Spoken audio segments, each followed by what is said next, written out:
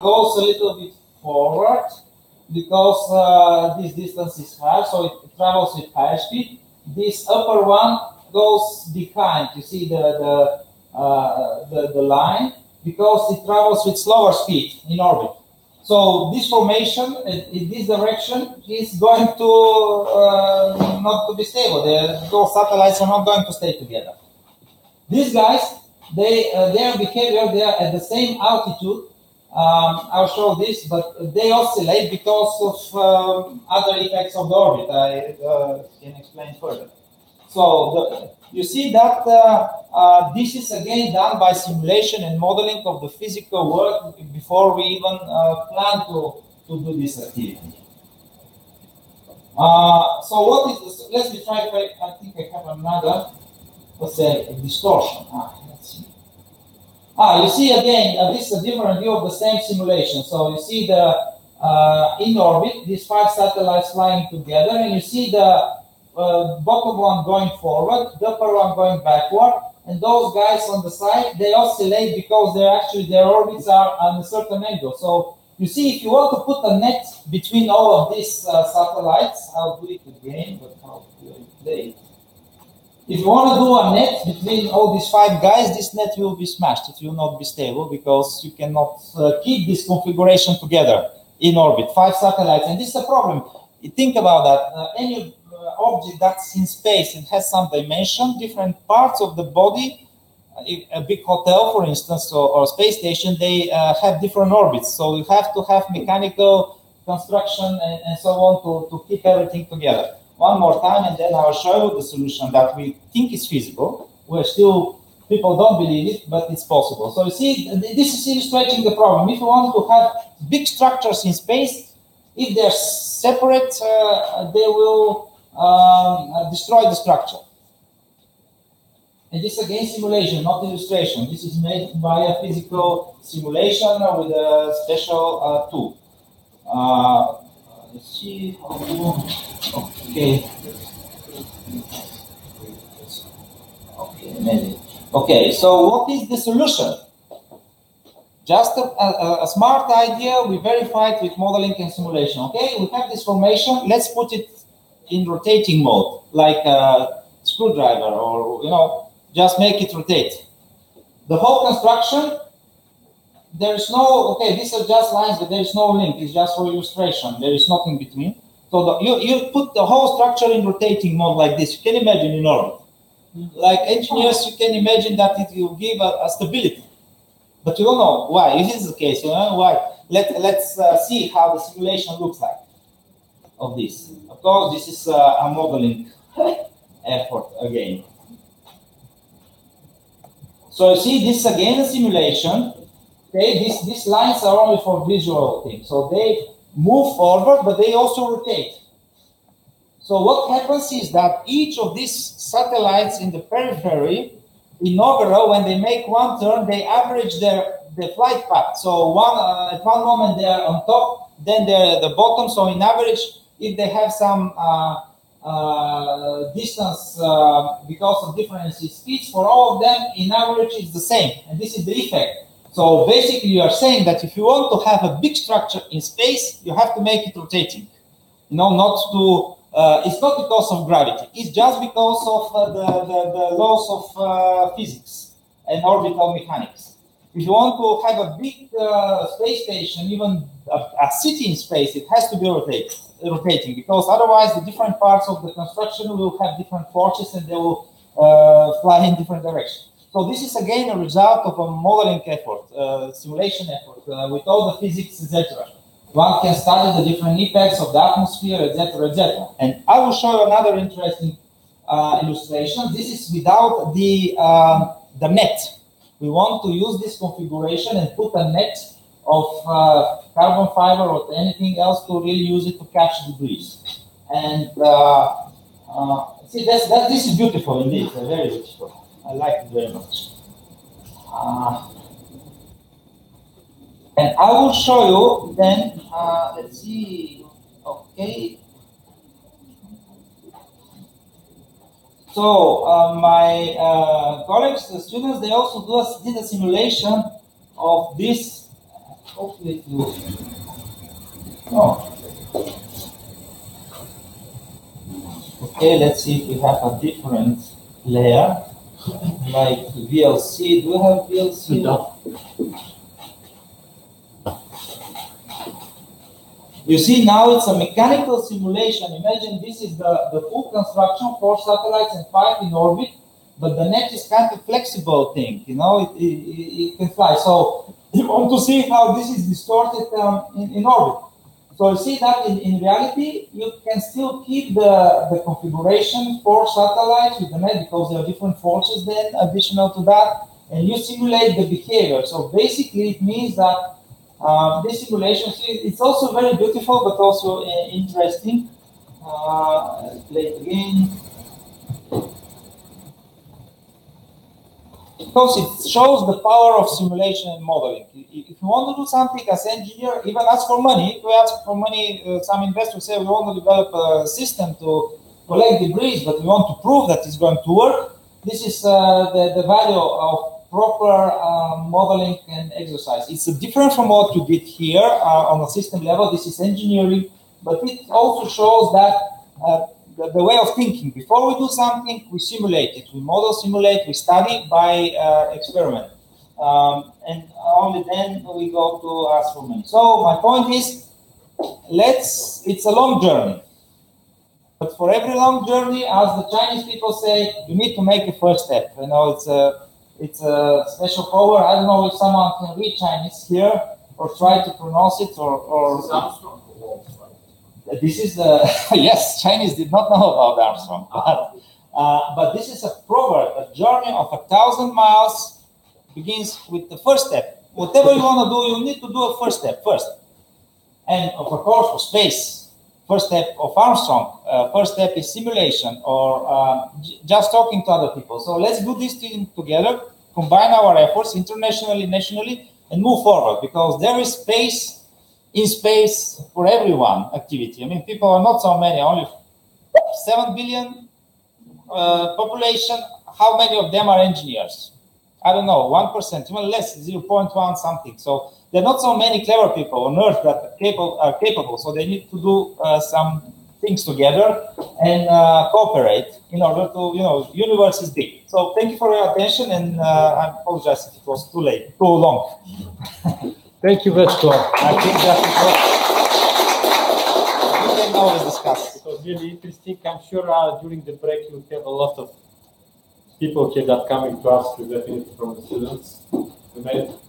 So thank you again. Very, very interesting. And you have seen the presentations, and you have seen how the simulations could be applied in space. It's another topic here. I would like to have a break at the moment for 5 minutes, just to fix the connection with the guys that are waiting from USA and from UK. And just 5 minutes, definitely I think we will not have issue now. And then we will continue. Please stay around and we'll have the break. Thank you.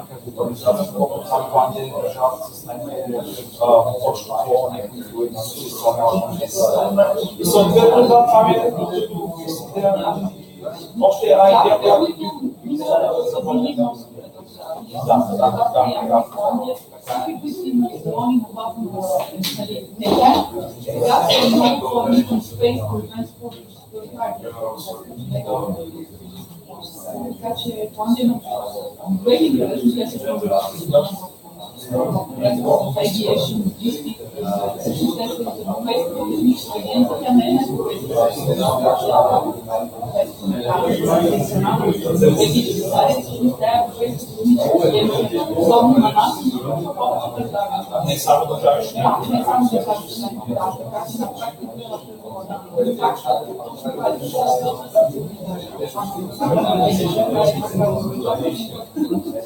Справа се създава художество, всеки да решава да не проблеми,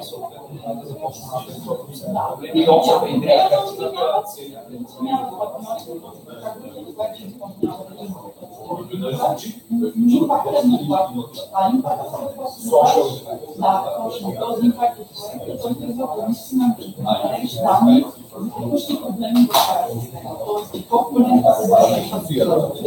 Не, че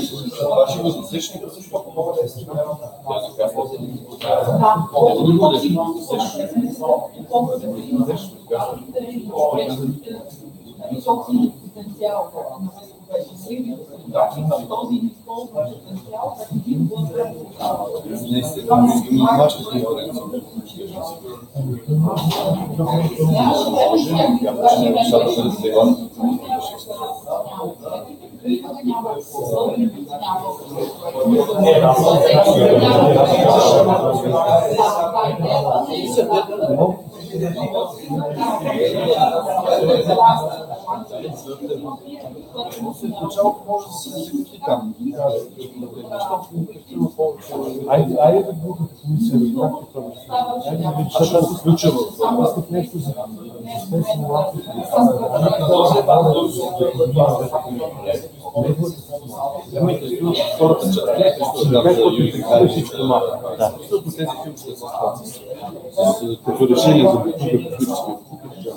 Добре, разбрах. Кога съм аз? Не, ние сме си назад малко с графика. Трябва да прецне, писал 15 минути напред сме. Той закъсняваме. След това може да го включим. Не, само секунда. Ето програмата.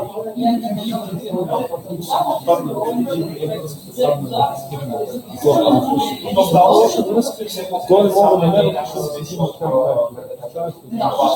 ще има хора, ще могат да всеки двамата ги сложат. За физик трябва да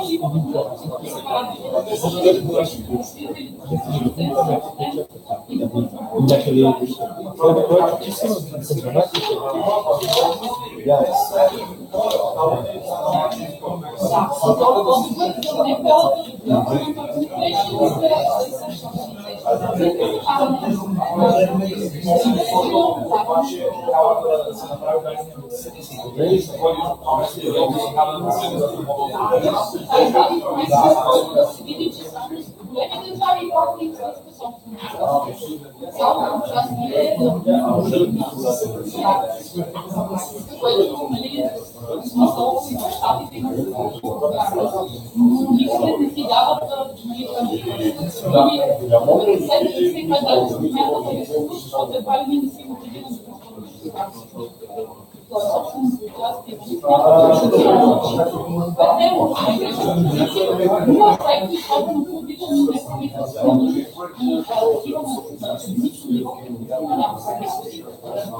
които са с цел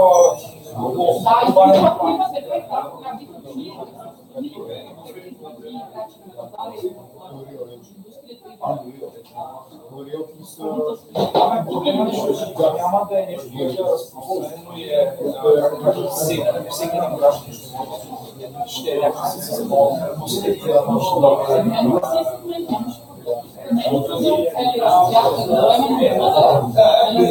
съответно с националните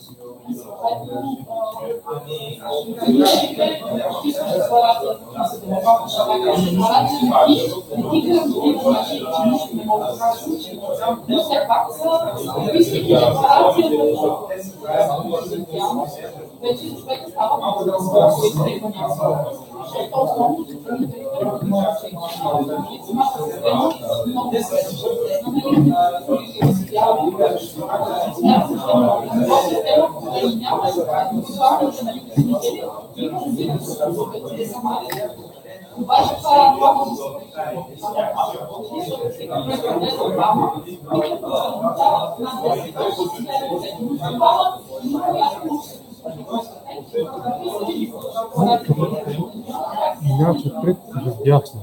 Само напред и вдясно, там по коридора и през градинката напред. През градинката ще видиш, да.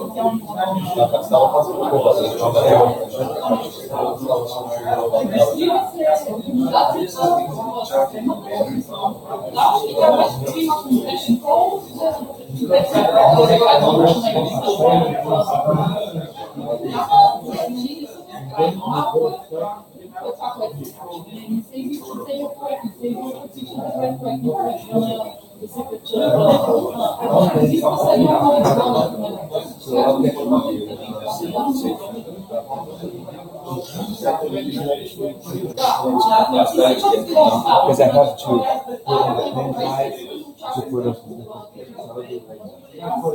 You see how many different solutions we take, so we always self-think at the moment.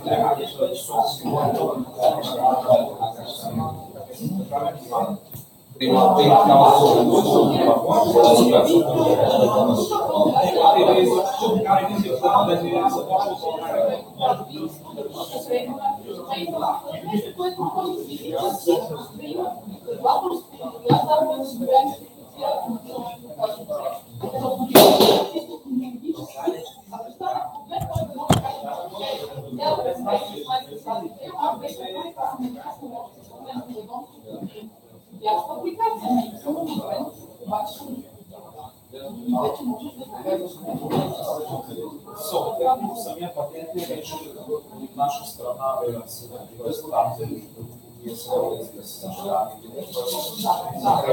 не патента не е от наша страна.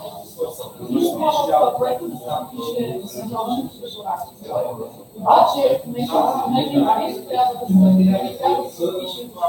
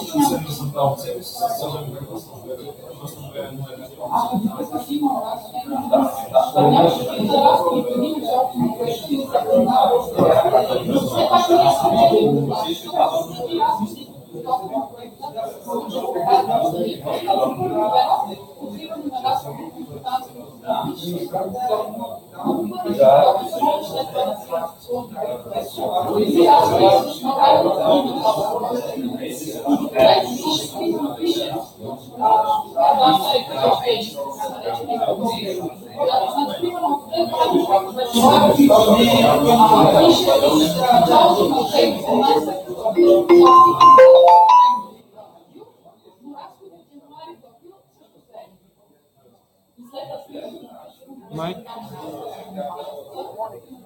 I'm really very sorry about these technical difficulties here. Because, you know, the effect of the general happens sometimes. So, it's better now.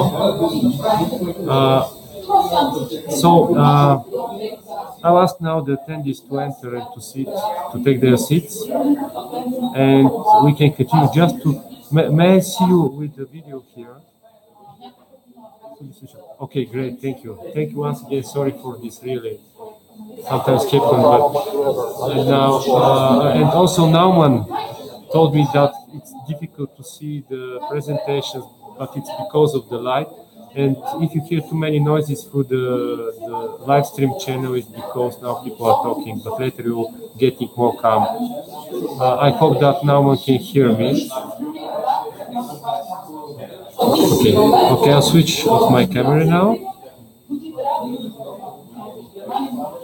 Okay, dear colleagues, can we take our seats and test the connections now?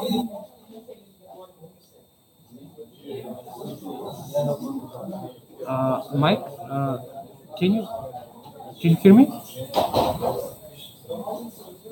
Mike? Yes. Sorry. So, could you introduce just briefly when we start? I'll tell you that we're starting yourself. When I said okay, now it's up. Just to switch off the video, the people to see you. Just to introduce yourself, your experience, your background, and where are you now? and then you can continue the presentation. Thank you very much. Okay.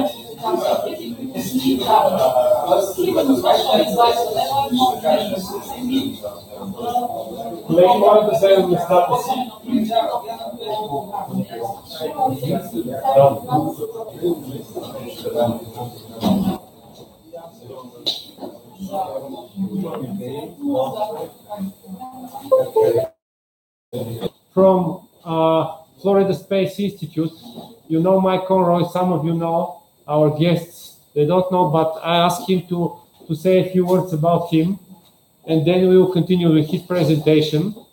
Thank you very much. Okay, Mike, it's you.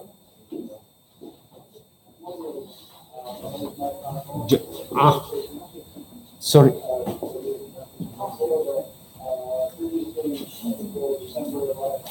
Mike, sorry for interruption. We have to switch the speakers. Sorry. I'm very sorry.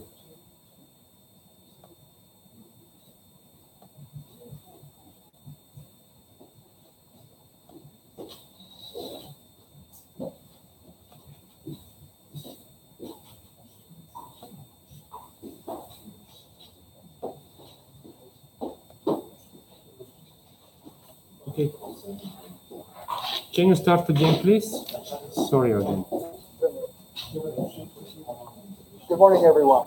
My name is Mike Conroy. I'm from the Florida Space Institute. 12 years at the Kennedy Space Center. While I was with NASA, I worked with space hardware systems, space shuttle experiments, and then repair maintenance of the shuttle avionics. And then after that, we got into the information technology side of things, and then advanced modeling and simulation, where we used the modeling and simulation tools to plan our operations, plan upgrades to the shuttle systems, the ground support systems, and then used IT and advanced modeling and sim technologies to plan the exploration systems going to the moon and the exploration systems going to Mars. I want to share with you today a little bit about what we've seen from that. Also to go add to that list since the beginning for about the last 8 years, been working with the simulation exploration experience, trying to share some of what we learned on the NASA side in advanced modeling and simulation, and also learn from even the teams what they've been doing, what they can show us, what they can go and help, so we can do a better job on the NASA side. Share with you a little bit about why we do some of the things that we're doing and how they're helping us. For those here yesterday, for the teams, yesterday was absolutely amazing. The SEE 2018 teams had bases, systems, things below ground, above ground, things flying in space, logistics, spacemen, repair systems going on, AI systems, prospecting for water and systems on Mars. Absolutely phenomenal event. They ran about 6,000 seconds of simulation. That's over an hour and a half. And for several of the teams, I believe this was their first event, and they were able to do absolutely phenomenal things. So, tip my hat to the folks yesterday and what they did and what's been done with the CE 2018 this year. I have a challenge for everybody here. As I mentioned, I've been here 35 years. I've done a lot of very, very good things in my career at NASA. Some things did not work quite as well as we had planned. Typically, if something went wrong, it was because it was either something new, a new system that we weren't fully understood. Again, it's a lack of knowledge team or the operations team. But one thing I can say is across those years, anyone who got up in the morning and they decided to go make a mistake that day. These were things that happened because the system was ready, the people weren't ready, somebody wasn't ready, but nobody sat up and decided that, okay, I'm just going to do something wrong today. We're dealing with very complex multi-decadal systems. These systems have life cycles that run into 30 or 40 years. With the new exploration systems, we're starting to talk about multi-generational systems. When we go do things and start our work and do our design work, if we make a mistake, we may not even understand what that mistake was for years or decades down the road. That's a very difficult environment to be in because our mistake can have other mistakes built on top of it. The goal is to go change this. How can we change the fact that we aren't going to get to see how our systems work for a very, very long time? Probably the easiest way to do it would be if we had some sort of a time machine. What if we could see into the future? Or if not see the entire future, at least see the future we're attempting to build. What types of things are in this future that all of our systems are in, and how will those systems behave and how will they be used? It'd be really cool if we could see our products, the things we're trying to build, complete and in use, and we want to be able to get feedback from the users sometime in the future as to what we built, how good a job we did, how poor a job we did. We get to see if our plans were actually going to work. Did we really get it right? Can we look at the systems we've built in the future and determine whether or not we're able to go use what we built, or can someone else actually use it? Often there's a big disconnect between me building something that I know that I can use and then someone coming along and being able to pick it up and go use it without the knowledge that I've got of how it works. We can also look at the future and see what else would we need to do to make sure that this is a success. What do we not do? What are the gaps? So that would be really, really great to have this time machine. Question when you're going to build a time machine is, how much of the future do we need to see? In our future view of where we're looking, we need to see the environment where everything's going to go exist. Probably the time and space, the areas that things are going to go be in, and anything associated with that environment that's going to impact our design. Could be an atmosphere or maybe not have one. Could be on the moon, in which case we've got very interesting solar atmospheres of long terms of shadow and long terms of sun. We'd like to see the systems we're interested in building and probably anything they have to go interact with. So our view of the future needs to include those types of things. And our view of the future needs to include the ability to see the processes or tasks or do the types of things that we want to accomplish in the future. There's a reason we're building those systems. We want to be able to go see if they accomplish that reason.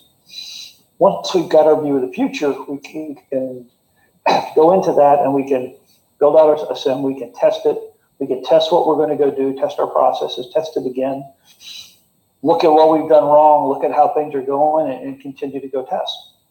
This gives us the ability to make a much, much better product and a product that will go fit in with all the other ones that are out there. Another piece of data is that we found again and again that we cannot build the sim if we don't know how to go build the sim and go do these tests. So more often in the future, we don't really know as much as we think we know about what we're trying to go build and what we're trying to go do. Often we think we understand a problem or understand the solution that we're proposing, and we really don't. The comment here is boxes versus folders. One of my teams at Kennedy Space Center would do a very detailed, immersive visualization of whatever we were trying to go do with either a new space vehicle, a space payload, the operations we'd have to go through, or whatever we had to go work with. We had one of the system engineers would come in and he would use a simulation after he did all of his planning to go verify what it was, what his process was, and if it would work. He'd bring in boxes of data. Information on all of the systems, information on all of the capabilities, and every single time when the sim team got done, he had provided them all of the information that they needed. They could go build the simulation that he was looking for, and then he'd come and look at it, and his response would be, yeah, that's kind of great, that's kind of how I thought it would work, or this verifies that what I was going to do was going to go work. We had other engineers and system engineers and operations folks that would come in with a folder full of data, a much, much smaller data package. And they would drop it off and say, please go simulate this. And the team then would have to go ask, okay, how does this happen? What does this happen? Where is this? Where is this? Where is this? The current body of knowledge that the other type of engineer had was nowhere near complete. And until they sat down to go work through the simulation and try to go represent what their idea was, they didn't know that their information was incomplete. So our view of the future needs to be able to let us go look at it, go test what we're doing. And really, this is going to, if we can build a view of the future or have a view of the future, it will let us know how completely we understand the problems that we're trying to go solve. That's a very, very key piece of designing systems and building systems, is making sure that you know all the things that you can know. One of the histories we've got at NASA is the things that cause us problems are the things that we did not know that we did not know. So the question is, if we're going to look in the future, we're going to go do our simulation. How much simulation do we need? From the discussion yesterday and from some other discussions we've had, we model things. We create models of things, and we model them to the level of detail we need for whatever it is that we're going to study. we simulate how those things are going to go behave, again, to whatever level of detail is necessary for the study.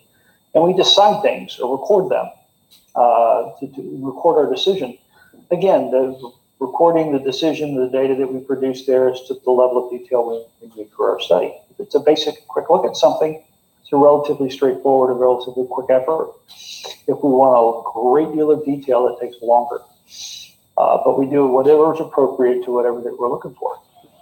And then we test it again, look at it again, test it again. Go through that. I've got a duplicate slide, sorry about that. I was changing them this morning as I was waiting, and I didn't simulate it correctly. But what we want to go find out is what is the best way to show what it is that we want.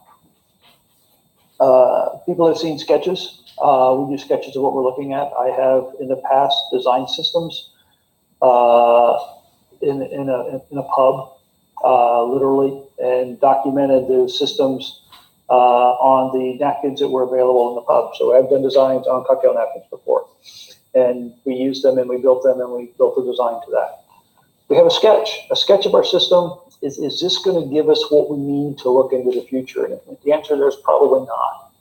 The image is not really going to be that good, especially considering my artwork, my ability to go draw. But it might be enough to basically communicate with somebody and explain to them what we're looking for.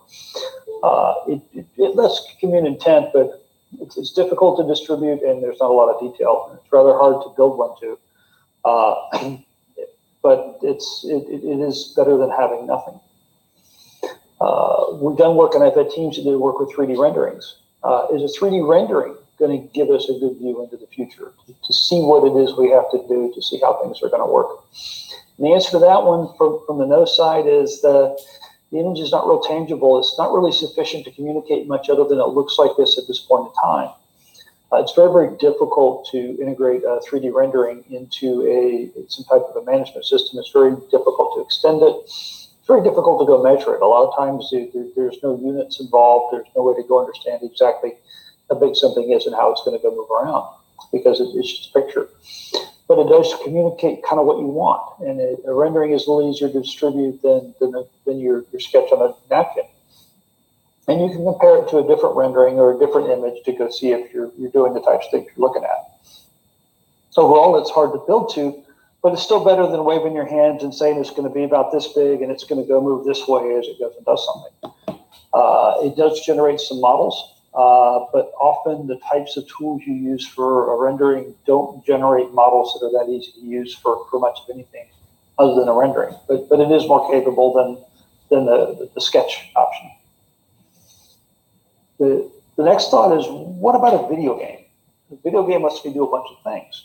It lets me see something work in the environment that it's going to go work in. So there's not a lot of reasons to say no on this one. A video game gives us a good look into the future because it communicates the intent. It can be relatively easily distributed. It can be recorded, and one video game process can be compared to another one. If you've got elements in a video game, you can typically extract them or update them if you need it and change pieces out. That's relatively straightforward. And you've captured the behavior, what the system is going to go do, how it's going to go move across the surface of the planet, or the types of things that's going to happen. As you mature this video game, you end up with a situation where you can give the game or give the process to someone and say, build me something that looks like this, build me something that acts like this. And now you've communicated a great deal of intent and a great deal of activity to the design team to go build what they need.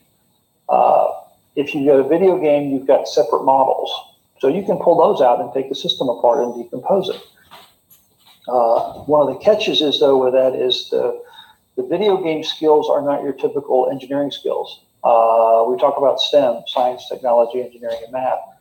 For the video game approach to work as you need it to, you really need to move into the STEAM domain. And I believe Nikolai is going to talk later about STEAM, where we start feeding in the arts side of things. We need design capabilities and design tools that let us go build things rapidly and quickly, and they don't need to be the engineering version because we're not doing that yet. The other thing with a video game is the math and physics is probably going to let you down in the long run. You aren't going to look at different gravity models, do orbital mechanics, do a lot of the types of things in dynamic interactions between surfaces and systems in a video game engine that you can go do in a high-end simulation. But you can go do an awful lot. And a video game is a very, very attractive way to go represent what you're looking at there. How about both a game and a simulation? If we could take the video game to show what everything looks like and be able to go see in detail what things look like and how they're going to go be and use those models. Then we use a simulation, the tools that sit outside the game with a lot better math to represent how the concept behaves.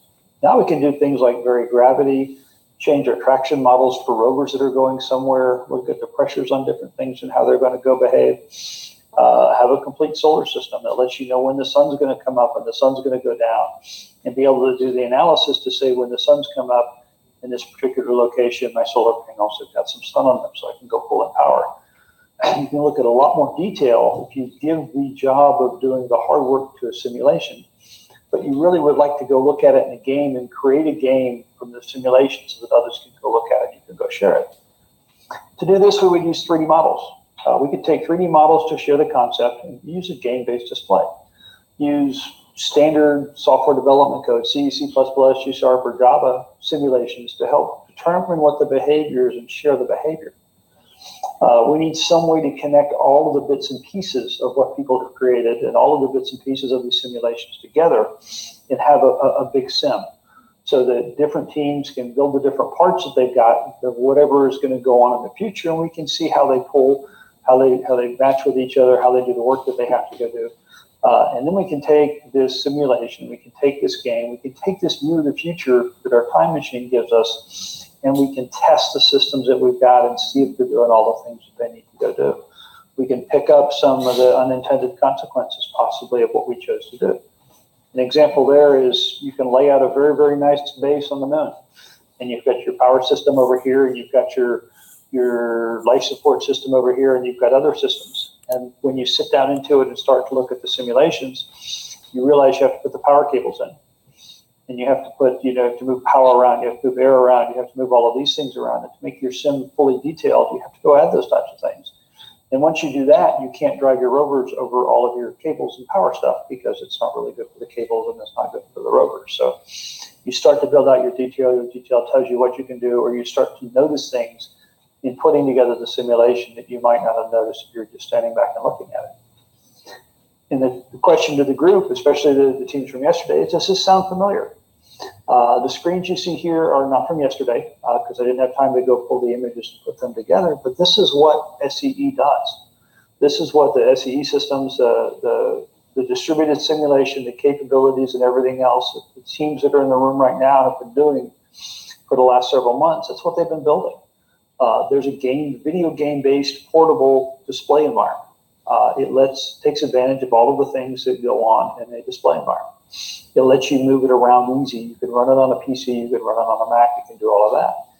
In the background, you've got the very, very high-end simulation. These tools are using these students are using, the teams are using the modern tools, the best on the planet for doing this type of work to pull together, do their analysis, create their environments, create what they have to go do to go move all of their things around. So the simulation that sits there, it's handed to you in a game-based viewer. One of the things we do with the process is, or what the students do with the process is also what they're doing gets saved. If you look in the upper right-hand corner, this string of numbers talks about the University of Liverpool's space vehicle, which you see down below it. It tells you exactly where it was to a relatively high level of detail. It tells you exactly what the orientation of it is, again, to a fair number of significant digits.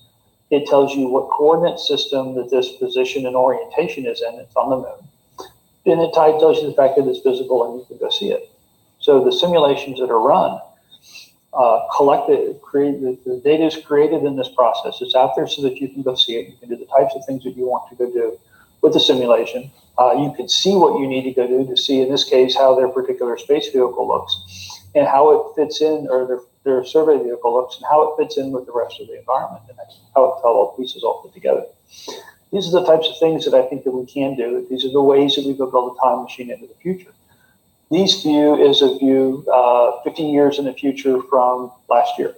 This is what the moon base would look like as defined by what the students built. and some of the NASA concepts that are in there as well. And the rover, the flyer you see here was a result of the STEAM process as opposed to the engineering process, where the University of Liverpool brought in folks from the art side to do their concepts for them. And the engineering team was blown away at the capabilities that the art students were able to go provide. Because they had, by lunchtime the first day, 20 to 30 concepts for the students to go look at. They down selected, picked their design, and by the end of the day. So they did their complete design development, architectural selection on this particular flyer in about 6 hours. Where it would take much, much longer if you were trying to do it with CAD tools, CAD systems, and trying to make sure you had everything done that way. So I believe that the folks in the room, y'all can model things and you can go simulate behaviors. I know you can go do that because I've seen it happen. I believe you can make decisions and you can go share results. And I think because I've seen that happen too.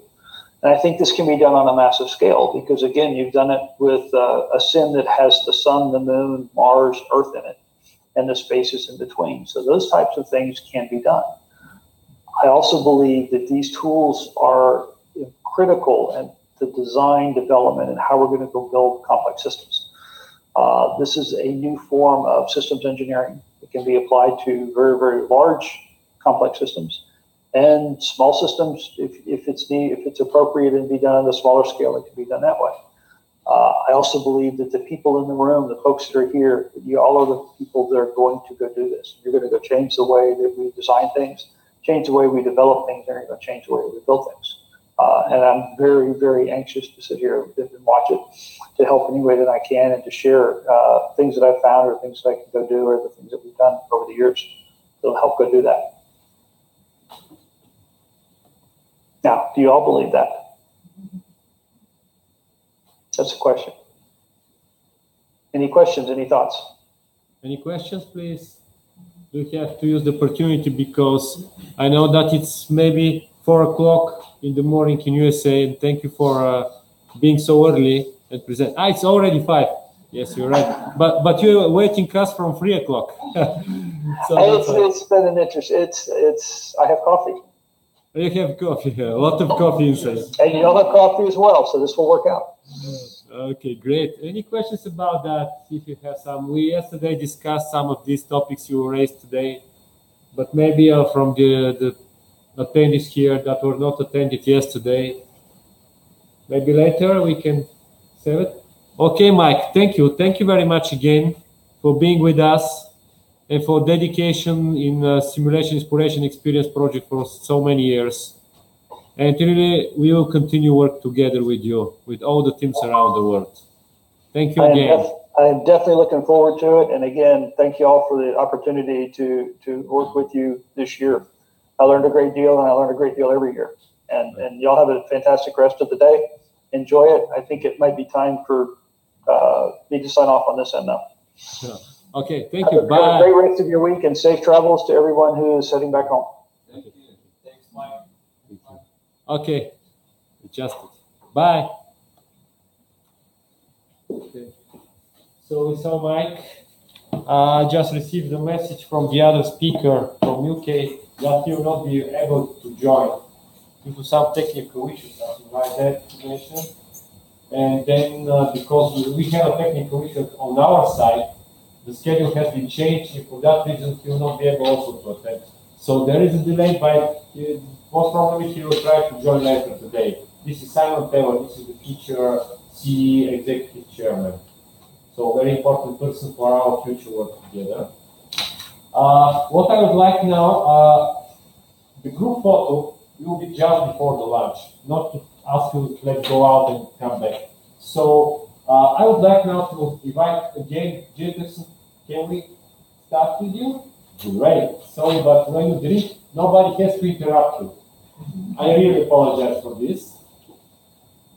And after Jeff, we will continue with the industry presentation from Coherent Labs company, one of our supporters here, that will talk about serious gaming.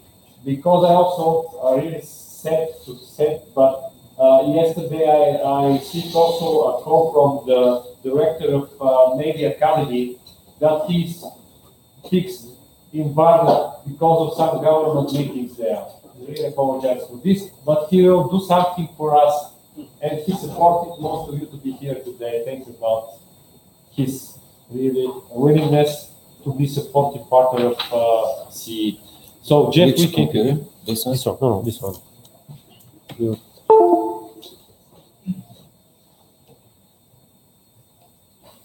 Oh, I don't believe That's good. That's wonderful. you want to put it. You can use also this.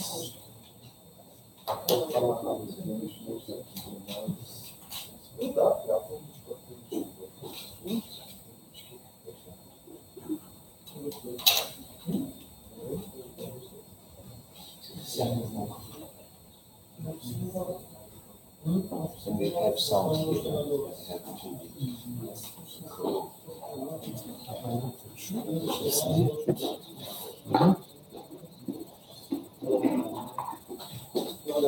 Ah, nice.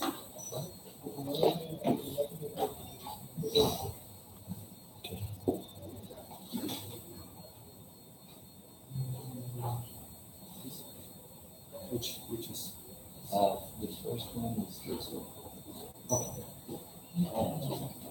It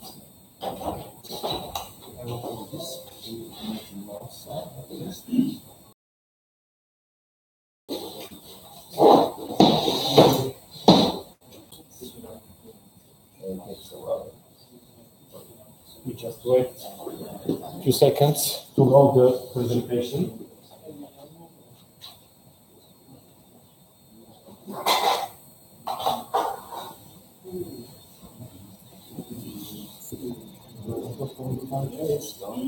Because the first time, so it might take some time. It's yes, a little bit difficult. Yeah. It's good because I have time to check. I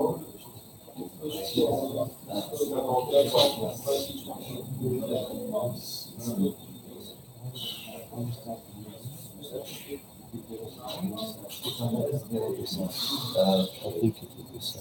But maybe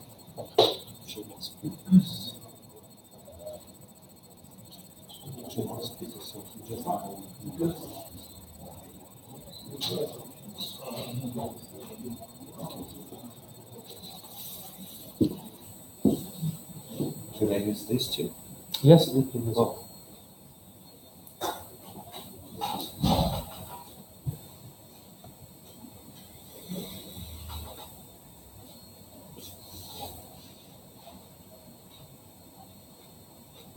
Hello again. I'm going to be very fast. Don't worry. It's going to be fun.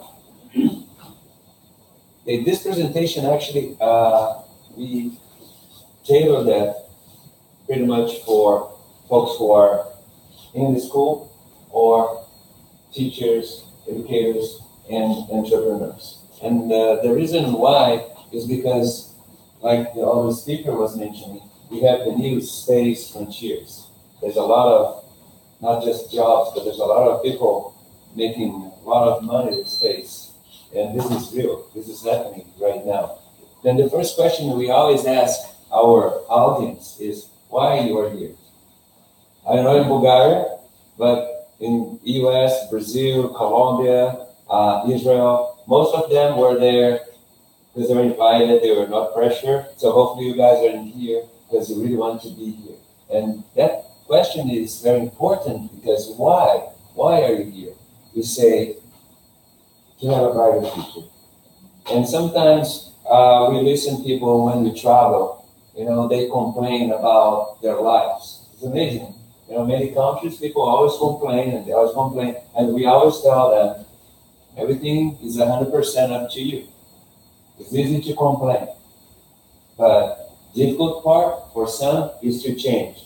So here, what we're trying to say is that if you want to start something new, it's totally up to us.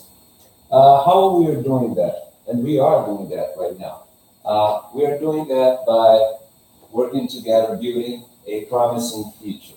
And yesterday during dinner, I had a chance to talk with some of you about how Bulgaria is doing and what are the unique things about Bulgaria. What do you think I'm going to do with that? I'm going to take this information to the next country I'm visiting and to the next people I'm talking with. Why? Because they don't know a lot about Bulgaria. When we say we are from Brazil, most people think carnival. When I'm saying I'm from the US, people think you work a lot. It's interesting, is it? Yeah. So what we want is to make sure people understand the unique characteristics about each country we visit. Because next time you go to a new country, if I am there before you, they know you very well. So that's why we are building together a future. How do we accomplish that? By learning, by demonstration, and exploration. This is exactly what we are doing over here today. We're demonstrating something we call in the US as hands-on. This is not just something you are in school and professor or teacher is talking about something you have no idea. This is something real. And what I want to show you is where we work and what we do. So hopefully this is going to work.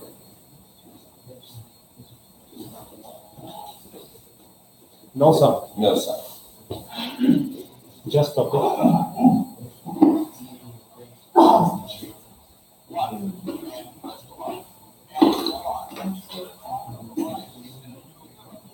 So can you stop it? Because it's important to hear it, please.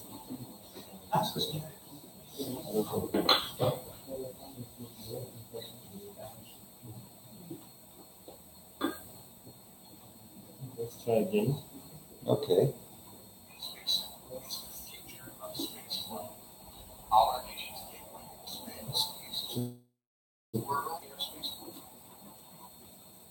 Sorry, that's okay. Don't worry, that's fine. We are all learning here. Yeah. What we can do is just because okay, we can. Is this the? Yes. It's almost good here.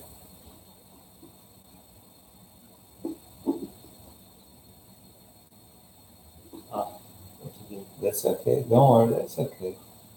Just,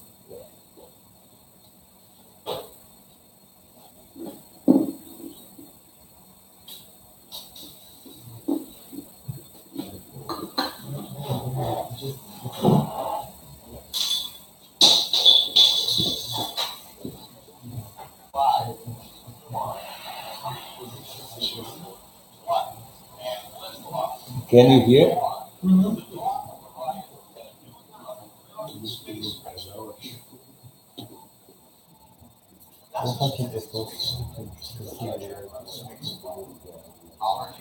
That's okay. That's fine.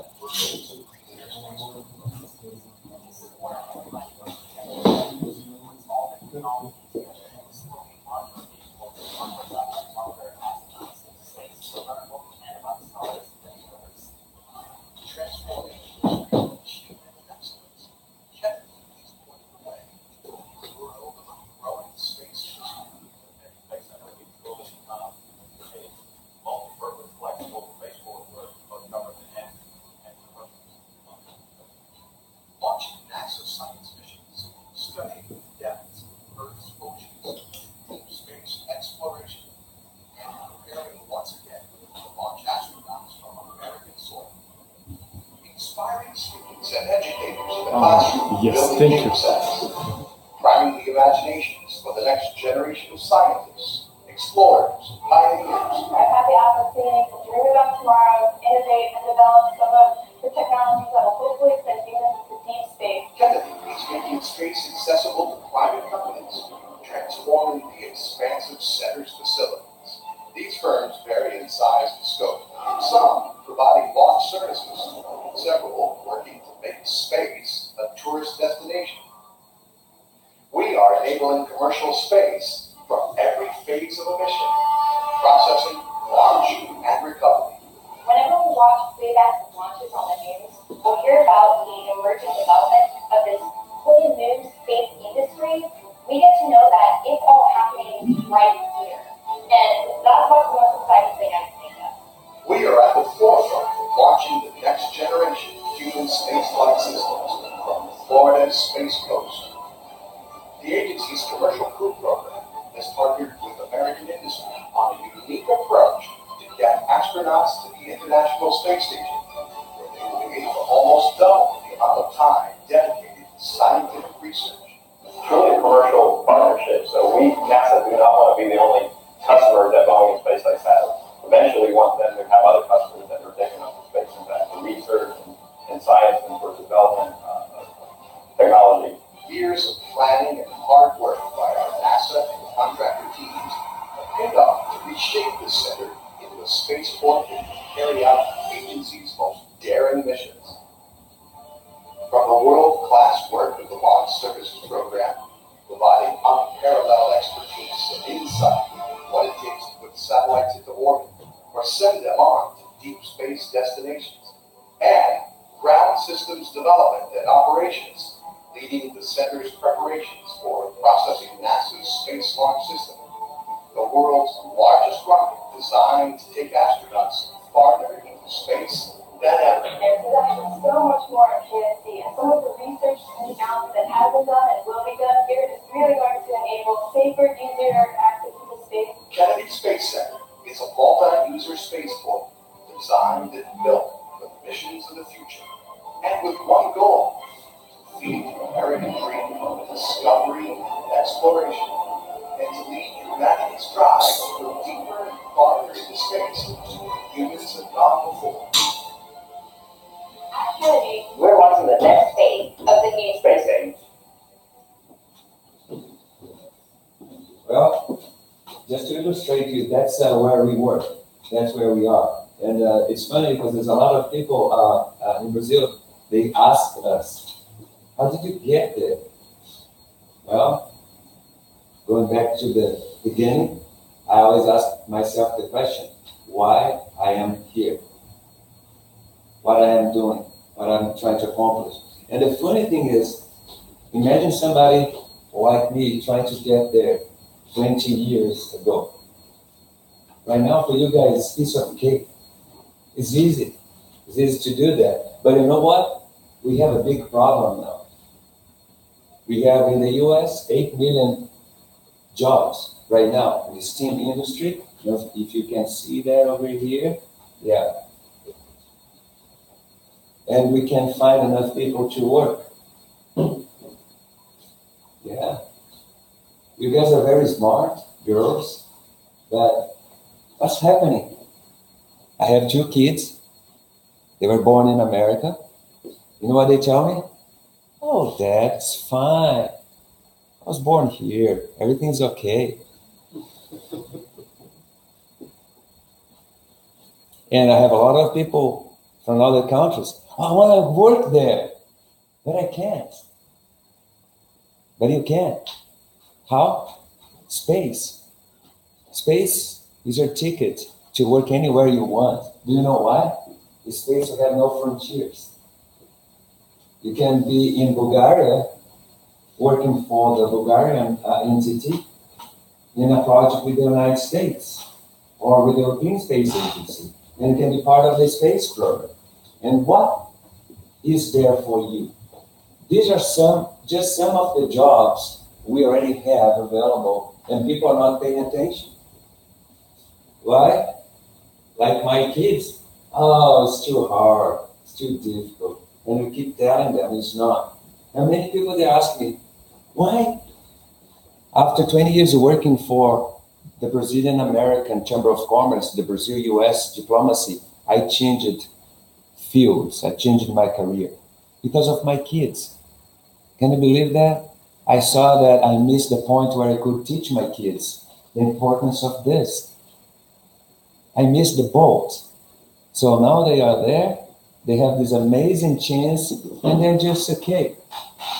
So my obligation now is travel around the world, telling people, guys, you have a chance. Chance because most people, especially in this beautiful country called the US, United States of America, we have 8 million jobs, And most people are just okay. They can work at Starbucks. They can work at the dealers. They can work part-time doing something because they want to travel. They want to have fun. They want to enjoy life. In Brazil, we did not have time to enjoy life. Very early, at the age of 15, most people there, they have to work. I don't know in Bulgaria. In Brazil, you know, we have to make an option. We have to help our family. We have to do something. So we have to study at night and work during the day. And that's why when I saw what was happening with my family, I said, wow, that's something we can do to help people. So these are all available opportunities in here. One of the best ones now is this one, satellite engineers. The place we work, just 200 meters from our office, we have a company called OneWeb. They're building right now 687 CubeSats. They need 1,000 people in that office, in that place. Now I find. So if you say, well, I don't like this. I don't like the engineering part. I don't like this. You have options for astrophysicists, biologists, chemists, geologists. Can you imagine geologists? We're going to need a lot of geologists to work in space. Why? Right now, I'm going to show you a project. We are working on an asteroid, mining an asteroid. Between US and Brazil, we are the first entity working on this project with children, mining an asteroid. So they can become geologists, meteorologists, medical doctors. So all of these are available in the space program. And if you say, I don't want to go to the university, you know the beauty about space and the space program? Sometimes you don't have to. You can become a technician or a technologist. Why? We're desperate for people. Desperate for people. So you can become a communications technician, a CAD operator, electrician, laser technician, radar, robotic, and again, satellite technologists. The starting salary, these two positions in Florida, $50,000 for a tech, non-university level, for a tech level. And we're not finding people. That's too hard. It's not. If I could return, go back in time, back to the future, I would have chosen satellite technologists. Why? Satellites are going to be launched everywhere now. Colombia is working on that, Argentina is working on that, Mexico is working on that, US, Google, Airbus, all companies are working satellites, CubeSats. When we went to Brazil and Colombia 5 years ago talking about CubeSats and asteroid mining, people look at me like, is this gentleman nuts, crazy? I had some places say, no, I don't want your presentation. This is totally out of our league. Now it's happening. It's real. So I want to show you something else. To change everything, we are applying the PBL, project-based learning. Kids, young people, they don't want to sit over there and listen to somebody talking for 1 hour, 2 hours, 3 hours. You want to work in projects. That's the beauty about the modeling and simulation. That's what Nikolai is doing here. We are working something. You are building something. By the way, did you know you are helping NASA to make this software better? So NASA is going to commercialize this software. Did you know that? Yeah. You guys are working on something that's helping right now the US Space Agency to make this software done better. And actually, Fabrizio, André, Vicente gave a lot of contribution to that. And everybody thought, oh, this is just like something fun. No, you guys are helping the space program already. How do we do the PBL? Construction of knowledge, value beyond the school, discipline inquiry, improving student learning. Students, they want to go home, they want to go back to school, bringing something they want to share.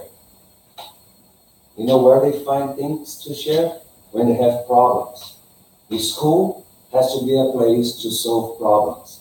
That's how we get students interested in learning. You want to go back to your house after school, find the problem in your community, go back to your teacher and say, I want to solve this problem. Because you can use STEM, science, technology, engineering, math. And that's what we are doing right now. That's how we do that. 2 years ago, we had a chance to spend some time in Israel. I used to live in Israel in the past. Actually, since I was 18 years old, I put a backpack and I traveled the world trying to understand what's happening. My family, they were immigrants in Brazil. Because of World War II, they had to go to a country where it was safe, but I always wanted to know what and how and why my family decided to do that. So years ago, when I started working in the space industry, I said, well, I want to go back to Israel to understand what they are doing there. And look how funny life is. I went to Israel to teach. I ended up sitting home. You know, it's funny how life is. Why? Because the kids in Israel, they are more advanced than the kids in the US. Well, I was invited to go to Israel to give a presentation, to show the project. Man, I was like, boy, these kids, I am here. 5 minutes on. And then 2-3 hours listening to the kids. They created so many projects. And you know what they're doing with the projects now? They are selling to big US and Israeli corporations. Johnson & Johnson is buying one of their projects. The Israeli Defense System is buying their projects. So everybody is showing something. These kids, for instance, they created a project to help cleaning space debris. And they're getting funding from US, Israel funding, a grant between US and Israel. So this girl here, actually a group of girls, they are 12 years old, 13 years old, they created a project to teach young ladies to like STEM, engineering, because girls believe this is too hard, it's tough. So again, we travel around the world to spread out STEM, to get collaboration, to create new projects, but sometimes we end up sitting and learning, like I am doing today. I was very pleased to learn about what EU is doing, what the Bulgarian Space Agency is doing. So this is the project hands-on. For instance, we decided to take girls into the United States and have some hands-on training with girls. And we learned that that was the first time they were soldering. I don't know how many of you had a chance to do that. We learned that most engineers nowadays, they don't have a chance to do that anymore. Guess what? We're going back in time. People are needed now to know how to do the soldering. And guess what? Girls, women, they have more control to do that. So there's a lot of jobs opening for this. Next is a movie, very short. I want to show you what we are doing with pretty much between 100 and 130 kids. Every year, we travel to different countries and we choose few schools around the world. And those schools, they choose children to travel to the United States to spend 7 days with us at the Kennedy Space Center. We have a program we call International Journey of Science and Technology. So for 7 days, kids are what we call mini engineers, scientists, mathematicians, and they learn about arts as well. So hope this is going to work. Yes, very much. It was just one experience because everything was amazing. This is the PBL in action. I always wanted to do something in STEM, but I wasn't quite sure about what STEM. So I think this really showed me about this particular moment. This is Michael Moore. 3D printer did many technologies. They have their whole group of new things. We built a certain actual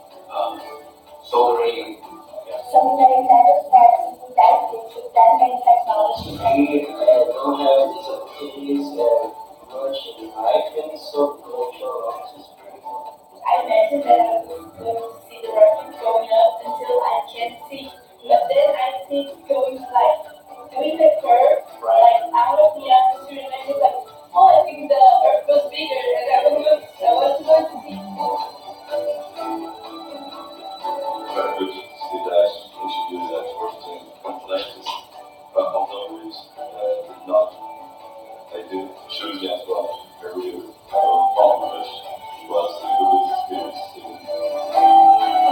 Very technical, right? It shows how stuff works.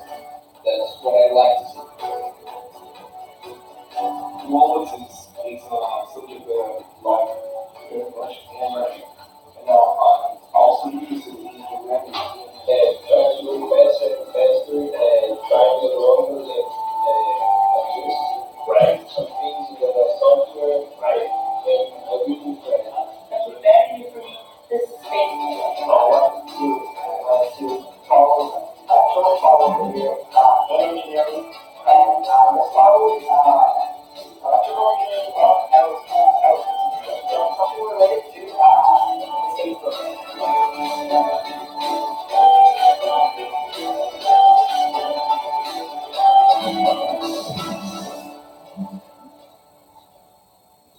Yeah, I'm very, very happy with this because when we put the plans for this program 5 years ago, all the people said, impossible.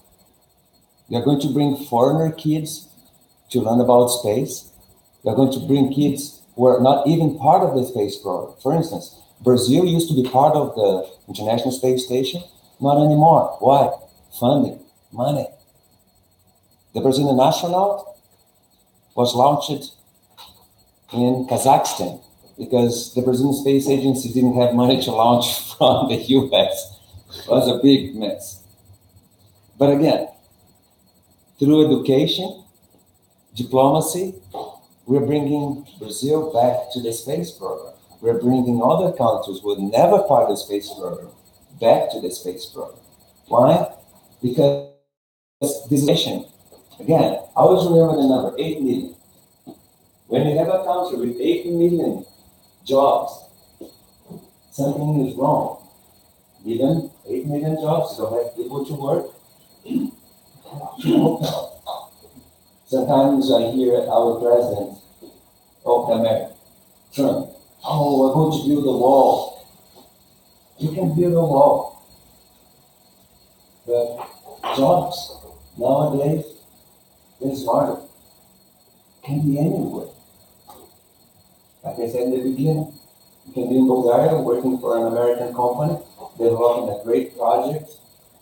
There's no wall that's going to stop you from doing that. And that's the beauty about space. So everything was nice, but not. Doing all these projects, we still had people complaining about us. Why? Because there's a lot of people, especially in South America, say, well, you are bringing kids to the United States, but they have to have money to afford paying for it. It's very expensive to go to the United States to spend 1 week learning. We had to come up with another project. We had other countries asking us, well, we want to do business, we want to get the kids there, but our kids, they don't speak English. So we had to come up with another project. So in 2015, we had 2 challenges. Why am I telling you this? Because you guys are going to have so many challenges in your life. The first decision is, let's give up. You know, it's too hard, it's too difficult. No, you have to overcome that. You have to try to, like this conference here, you cannot imagine how many barriers we had, how many situations we had just to give up. And first of all, to be in Bulgaria, to travel to Bulgaria from the US was so expensive. That was the first challenge. Most people in the US, that's expensive. Not if you save money. And not if you go to another country and you get a train or a bus, you can be here. Our Brazilian folks are here. Yes. But most people, this is too expensive. And we say, what is expensive enough? The opportunity we're having here is priceless. So challenges overcome challenges. Challenges overcome challenges. So the 2 problems we had, how we can reach students who could not travel to the United States, and how can we inspire students to enjoy PBL. Okay? We came up with a program called the Asteroid mission roving robotics. NASA right now is on a mission to explore an asteroid called Bennu. This is super cool, guys, girls. Super nice. For 7 years. This is a 7-year mission. Okay? So we sat with our NASA friends, researchers, and together we came up with a program to teach kids how to code, to program, and to learn about space. And we implemented the program. And everybody was saying, this is impossible. How can you have kids learning about this? This is too hard. Not for kids. The only thing that's hard for a kid is to hear from their parents. That's hard. Yeah. You know, for kids, anything's possible. And that's the beauty. That's the beauty. So we came up with this project, and we had to go back to the drawing board. So how do we want to make that from concept to reality? You know why? Because you guys have so much in your hands. Everything's touch. You know, you never feel. So we decided to build a huge replica of an asteroid. And because that had to be transported from A to B, that was a big challenge. It had to be multiple, assemble and reassemble. So we had to also create rovers. And the rover had to be similar to something we believe is going to be used when we are exploring an asteroid. There are so many options you can go. You can go with the option from the scientist, option from the other scientist. Even a 12-year-old kid gave us an option. Why? Because a kid can think anything he or she wants to. So anyway, we combined all this, and we came up with this.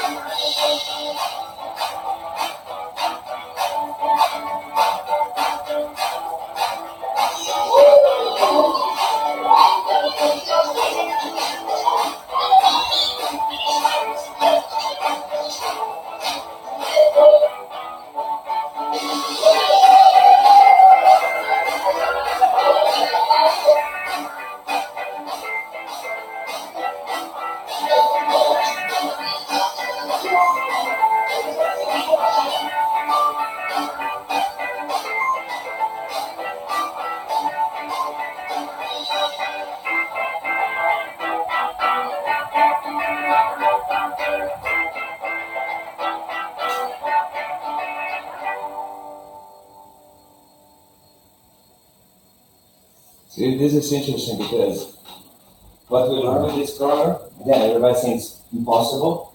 We have next month, the Brazilian astronaut approached us, and we are going to be promoting this program in Brazil with the Brazilian astronaut. We got another email 2 weeks ago from somebody in Europe. That person wanted to know if we can bring this to Europe. We can bring it anywhere. Why? We had so much challenges to build the program. The program had to be movable. the program had to be moved from one school to another school. So the program right now is ready and packed to go anywhere. We can go to Africa.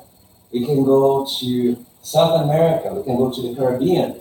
And this is fantastic because we had so many challenges we could overcome. You know, another thing we found out about this program that I think is super nice, you know. When we started, we had 32% girls. The last program, 45% of the students, girls. And most of them, when we offered the program, they did not want to go. Yes, some girls, the parents, they had to push and say, please, attend the program. Please, be part of the program. When we finished the program, they wanted to stay longer. You know why? Because they heard from somebody that programming, coding, engineering is hard. They heard. Children, they heard, but they never tried it. So the girls, after 2 days of programming, learning about space, working together, they think this is fun. They think this is nice, and they want to know more. So this is something really we want to bring to Europe. Why? It's easy to do. It can be replicable. It's fun, and we need young people to be our instructors. We need young people to work with us. And guess what? Everything is done through the US. And if we find the right people, they can come to the US, spend time with us to learn how to do that. They can go to Brazil to do that. We have an invitation to go to Colombia to do that. So again, look, amazing, you guys can go anywhere. To finish my presentation, I want to introduce you to a new word.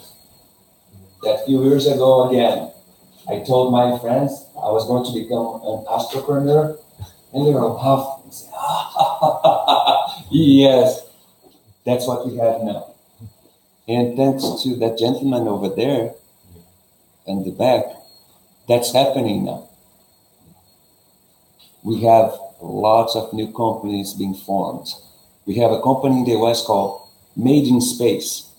They make 3D printers to be used in the International Space Station.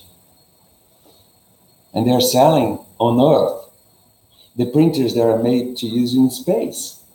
Why? Because it's so cool. A lot of companies on Earth, they want to buy their printers. And you know the average age of the owners of the company? 26 years old. Yes. So they came up with this, and you can become if you want to. If you don't want, that's fine. But this is something we're seeing a lot of things happening.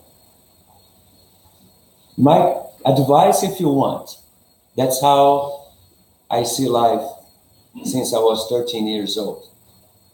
And my father always told me, dream, believe, and achieve. That's how I do it. I'm like a kid. I don't see the barriers. That's something most of my teachers in the past, they always thought I was very dumb. Yes, that's true. Because I couldn't see problems. For some reason, actually, that's the reason NASA chose me to coordinate the modeling simulation project. I think it's so easy. It can be done. I know it's not. That's how I got Facens on board. I told them, it's easy. Join us. But that's how life should be. We complicate life. We complicate life so much. We could be working all together, all these other nations. But again, that's how we do it. By the way, my kids tell me that I'm old because I have Facebook. But yes, I have Facebook. Yeah, I say, Dad, is still using Facebook? I say, yes. Oh, you're so old. Well, if you want to get connected with me via Facebook, please do. I would love to share more information, share pictures, and I have to thank most of these folks over here working with us.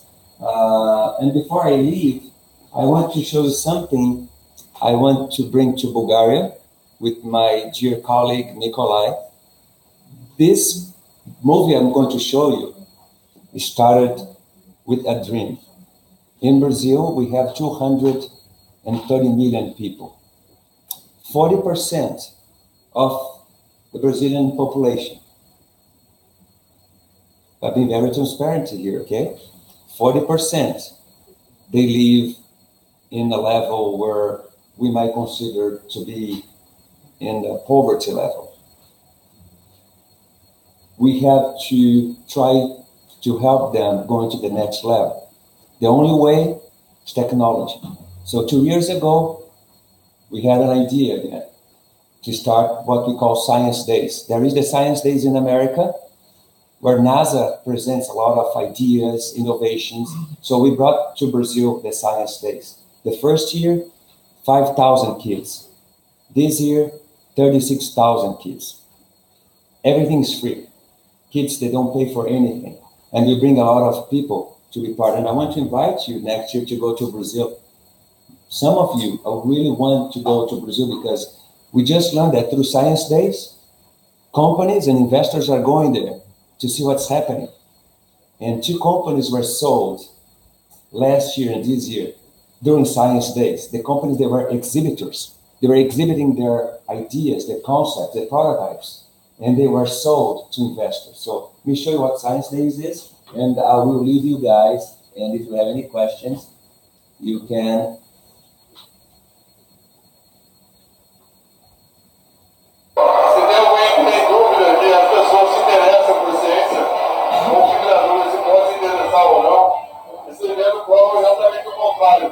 As pessoas se interessam muito por ciência, ciência vale a pena.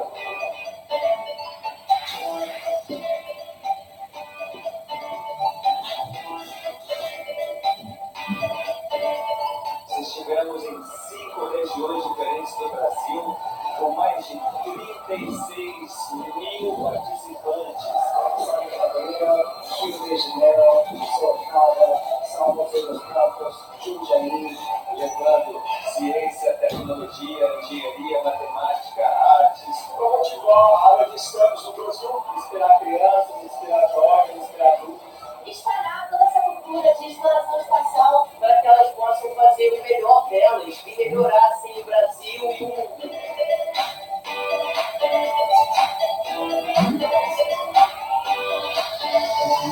Tivemos esse ano crianças de 5 até 65 anos participando, muitas oficinas, muitas exposições. E várias escolas grandes, vários profissionais diferentes, e a gente aprende muita coisa. Crianças pequenas perguntando um monte de coisas sobre combustível do foguete, perguntando sobre a máquina dos astronautas, como que faz laboratório. Vários estudantes, como eu, e também até mais jovens, que estão interessados em ingressar nessa carreira científica. Nós projetos várias ideias diferentes para poder ajudar professores e a comunidade. E unir todos os professores, todos os pais e os alunos, né? Um lugar só para falar de ciência.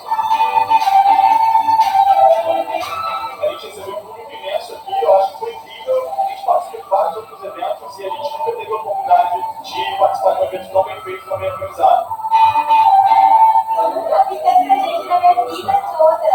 Era uma atrás da outra e muita gente. Foi uma briga social para conhecer a negócio de ciência. Muita gente dizendo que os opções são impossíveis e aí um evento desse até nossos olhos ver que não é impossível. Esse evento me proporcionou essa experiência, de ter essa certeza de que eu posso, de que eu consigo e de que é só acreditar. Fazer parte de uma coisa tão grande, tão grande, é uma coisa muito importante na vida. Eu lembro quando eu era pequeno de olhar para o céu e cantar das estrelas. Então eu acho que um olhar como esse é vital. Você não quer escolher a criança. Mas eu fui muito mesmo. Eu nunca tinha visto uma coisa assim. Que me inspirou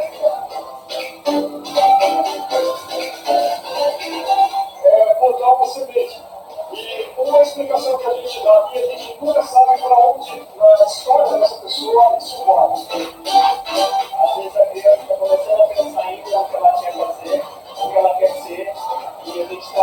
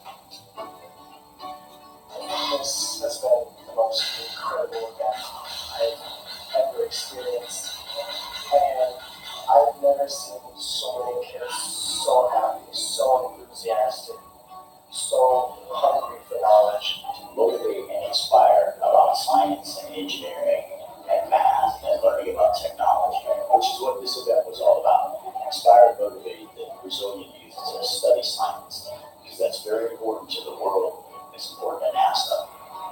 It's important to the country. I think Science Days is fantastic. You see the hundreds of kids who come out here. They want the knowledge. They want the opportunity to learn. Science Days gives them that opportunity. I think Science Days is great.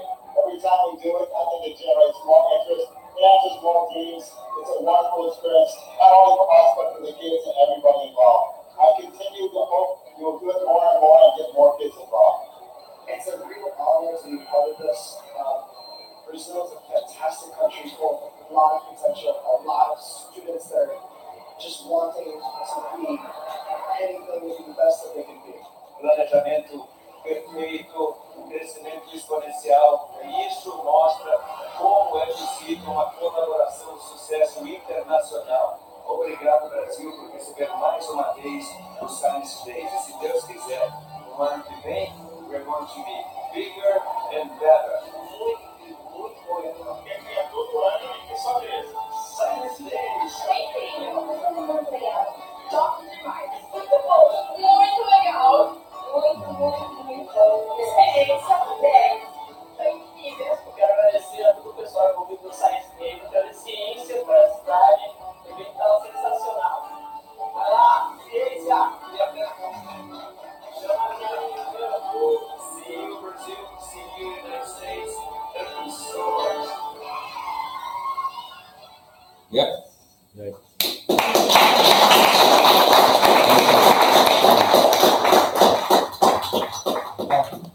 Thank you so much, guys, and I really hope we can bring this here, because those are the NASA guys. We bring NASA to your country, and hopefully the international space people and the European Space Agency. So thank you so much. Truly amazing. Really amazing.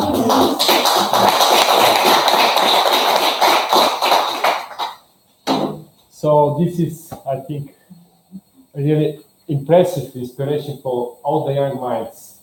And we also have such a Science Day starting from today, but they are not so huge as you see now. If you visit there, a little bit slow, but they are some kind different from what we have seen. Because now you see that the focus is space, the focus is technologies, the focus is many different disciplines, science disciplines.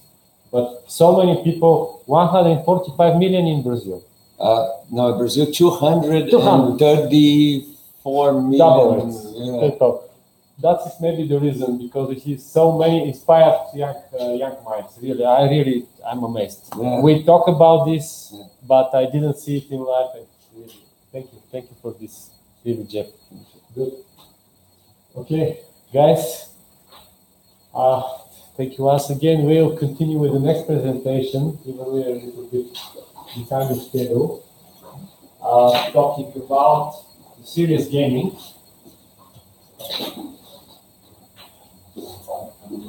I would like to invite, this guy from yesterday, he was a beginner, Mr. Angel White, who's the Vice President of Serious Gaming. I can talk in class.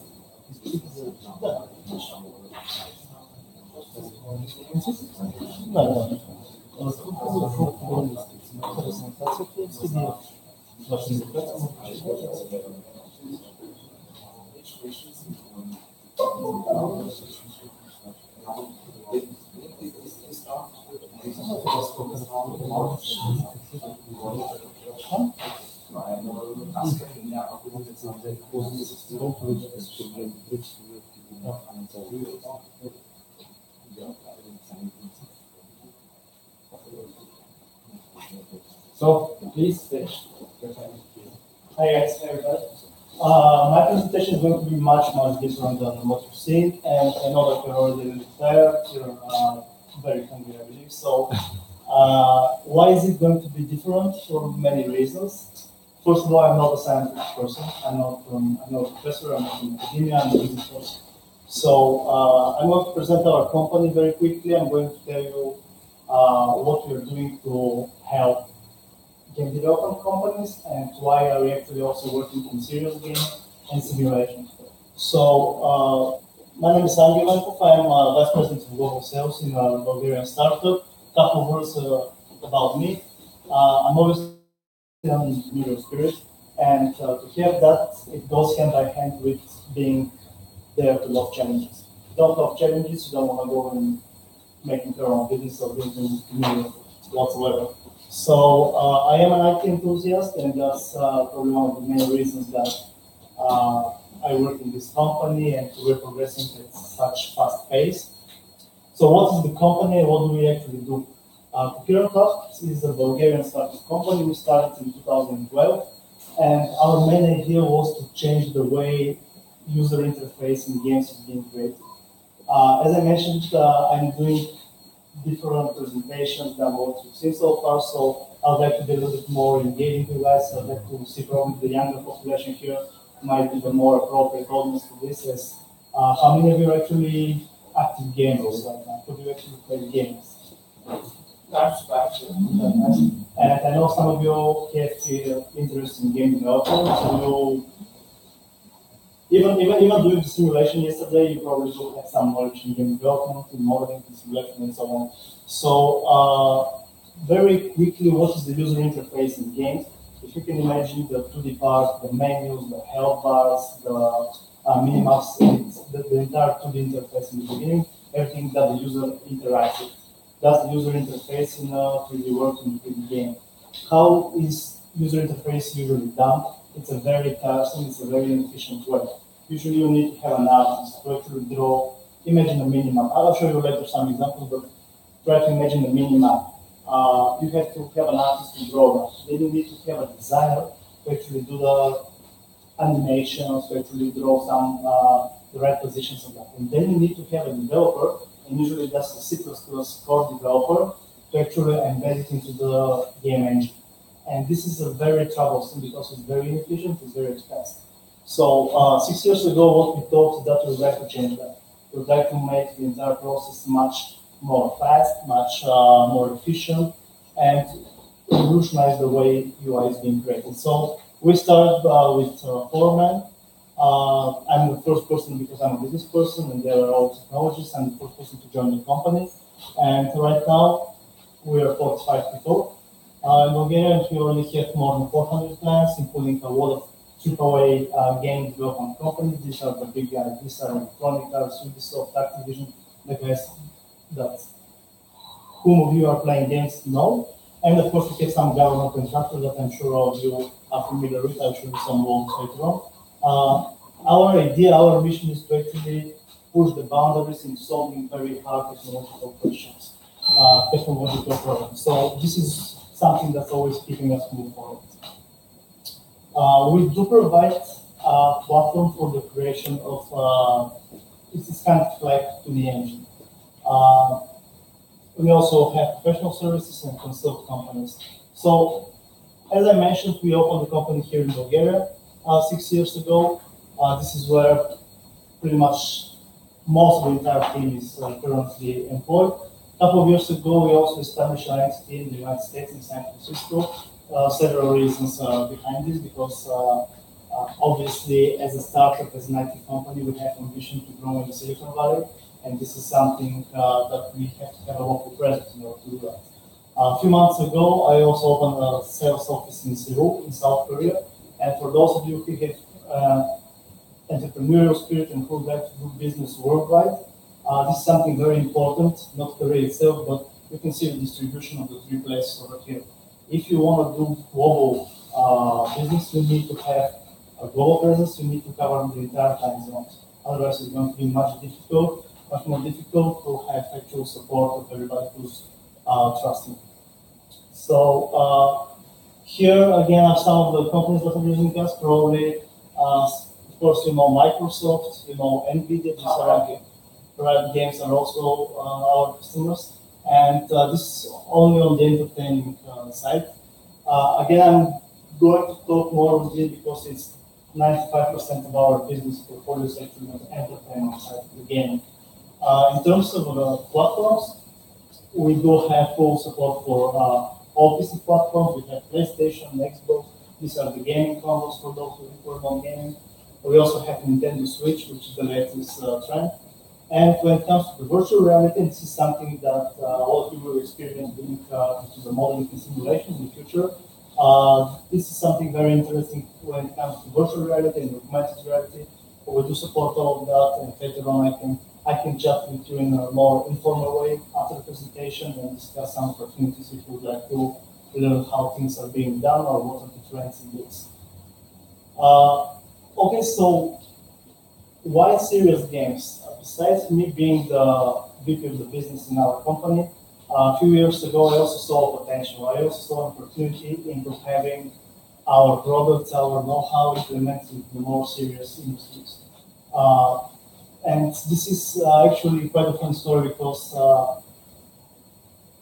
we're reading all the time. We're reading trends. One of the big trends, and I'm not sure to what extent in Europe, but in the United States, it's a very big trend for gaming technologies, advanced gaming technologies to start being implemented in governments, in serious industries. And of course, the main idea behind that is first, cost optimization. Second, fast and innovative way to move forward. And third, better adoption. Guys like you who are in the military side, guys like you who will be later on being trained into some technologies, would like to see something attractive, would like to work in an environment that we're familiar with. Yesterday we had a conversation about Call of Duty and similar environments, the game Call of Duty, similar environments being implemented in, for example, Lockheed Martin and Boeing. So these are the trends on a global level. Why is it inefficient to do things like currently government organizations are doing? Is because it's very costly, it's very slow. I have seen myself and probably a lot of you know that a lot of government contractors and government training simulations are using software that is 30 years old, 20 years old, 10 years old. And on the other side of the things, on the entertainment side, every day something new pops up. Every day there are new technologies like ours, like the big guys, the 3D engines, Unreal Engine and Unity. These guys are moving so much faster than the government, the slow bureaucratic, corporative style, that they are already, the government's software is already lagging behind.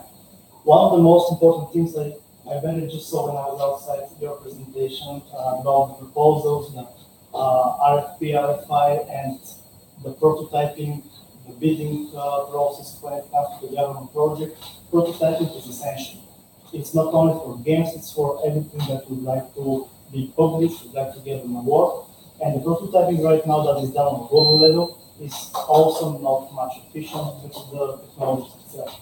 So a lot of these big corporations are using gaming technologies first for prototyping. Once they are awarded, they even continue the same way, or if some big shot government, senator or congressman insists, they will actually need to switch to the old and obsolete software. So this is one of the potential of getting modern gaming technologies into serious games. And of course, there is always some number behind that. These are extracted from a couple of years ago, and they are estimated 2020.